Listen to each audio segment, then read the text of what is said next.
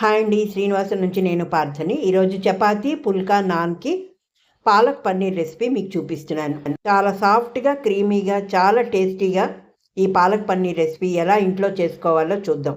చాలామంది బయటికి వెళ్ళి హోటల్స్కి వెళ్ళినా కూడా మొట్టమొదట ఆర్డర్ ఇచ్చేది పాలక్ పన్నీర్. చాలామంది ఇష్టపడతారు. అది ఈరోజు నేను మీకు చూపిస్తున్నాను. 20 రూపాయల పాలకూర అయితే తీసుకొని శుభ్రంగా మట్టి లేకుండా కడిగేసి వేడి నీళ్ళల్లో కొంతసేపు ఒక 10-15 నిమిషాలు మగ్గనివ్వాలి. పాలకూర ఆరోగ్యానికి చాలా మంచిదండి. ఇందులో విటమిన్లు ఏ, సి, కే, ఖనిజాలు, ఐరను, కాల్షియము, మెగ్నీషియము, యాంటీ ఆక్సిడెంట్లు పుష్కలంగా ఉంటాయి. ఇది రక్తహీనత తగ్గిస్తుందండి. అలాగే కంటి ఆరోగ్యానికి, బరువు తగ్గడానికి, గుండె ఆరోగ్యము, రోగనిరోధక శక్తికి, ఎముకల బలానికి కూడా పాలకూర చాలా బాగా పనిచేస్తుంది. ఇందులో ఉన్న విటమిన్ ఏ చాలా చక్కగా చూపుని మెరుగుపరుస్తుందండి. అలాగే గ్లకోమా వంటి కంటి సమస్యలను నివారిస్తుంది. ఇలా చాలా తక్కువ క్యాలరీలు, ఒక కప్పులో 7 క్యాలరీలే ఉండడం వల్ల, ఫైబర్ అధికంగా ఉండడం వల్ల జీర్ణ వ్యవస్థ సక్రమంగా పనిచేసి బరువు తగ్గడానికి దోహదపడుతుంది. వేడి నీటిలో వేసి చక్కగా కొంతసేపు ఉంచిన తర్వాత మనం ఉల్లిపాయని సన్నని ముక్కల్లాగా చక్కగా కట్ చేసుకోవాలి. చాలా ఫైన్గా కట్ చేసుకోండి. కట్ చేసి పక్కన పెట్టుకొని వేడి నీటిలో మగ్గిన వీటిని తీసి మనం పక్కకు పెట్టుకోవాలి. పాలకూరని చూడండి ఎంత చక్కగా మగ్గిపోయిందో. తక్కువ మసాలాలు వేసి ఈ పాలకూర పేస్ట్ కింద తయారు చేసుకుందాం. జీడిపప్పు వేసుకోవాలి కొంచెం, ఒక 10 పలుకుల దాకా. అలాగే వెల్లుల్లి రెబ్బలు, అల్లం, పచ్చిమిర్చి, ఇవన్నీ కూడా ఈ పాలకూరలో వేసి మెత్తని పేస్ట్ లాగా మనం చేసుకోవాలి. ఈ చేసిన పేస్ట్ని పక్కన పెట్టుకోవాలి. అలాగే ఈరోజు మనకి ఈ రెసిపీలోకి పన్నీర్ చాలా ముఖ్యమండి. పన్నీర్ తీసుకోవడం వలన ప్రోటీను, కాల్షియం అందుతుందండి అధిక మొత్తంలో. ఇది శాకాహారులకు అద్భుతమైన పోషకాహారం.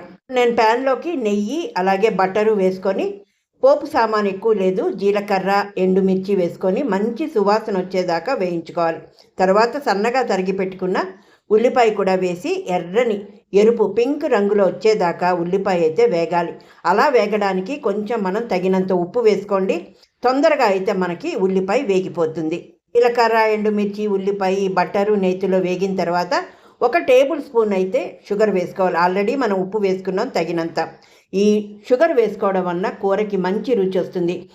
చాలా తక్కువ మసాలాలతో, అంటే ధనియాలు, జీలకర్ర పొడి, అలాగే గరం మసాలా, చక్కగా ఇంట్లో ఆడుకున్న గరం మసాలా, పొడి కారం వేసుకొని చక్కగా వేగనివ్వాలన్నమాట.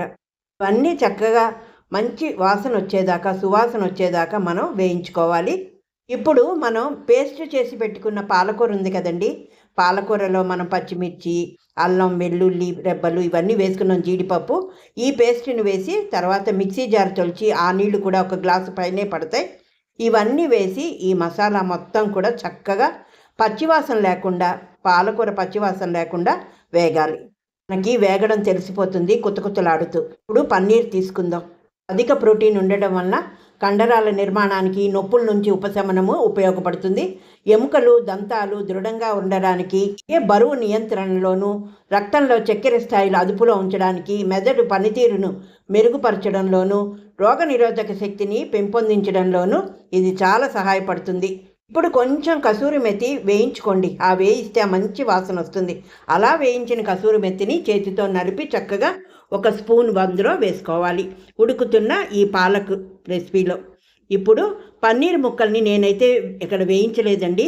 వేయిస్తే గట్టిపడతాయి అంటారు మా పిల్లలు. అందుకే ఇలాగే పచ్చివే చక్కగా వేసి అందులో కొంతసేపు మూత పెట్టి ఉంచామనుకోండి, చాలా స్మూత్గా తయారవుతాయి. ఆఖరిలో కొంచెం అమూల్ క్రీమ్ వేసుకొని చక్కగా కూరని డిష్ అవుట్ చేసుకోండి. పన్నీర్ సాఫ్ట్గా, కూర అయితే చాలా బాగుంటుందండి. ఎక్కువ మసాలా లేకుండా పాలక్ పన్నీర్ అయితే రెడీ అయిపోయింది. రెసిపీ కానీ నచ్చితే ఒక లైక్ చేసి, షేర్ చేసి, సబ్స్క్రైబ్ చేసుకోండి. హై బటన్ క్లిక్ చేయడం మర్చిపోవద్దు. మరొక కొత్త రెసిపీతో మళ్ళీ మీ ముందుకి. మీ పార్థ.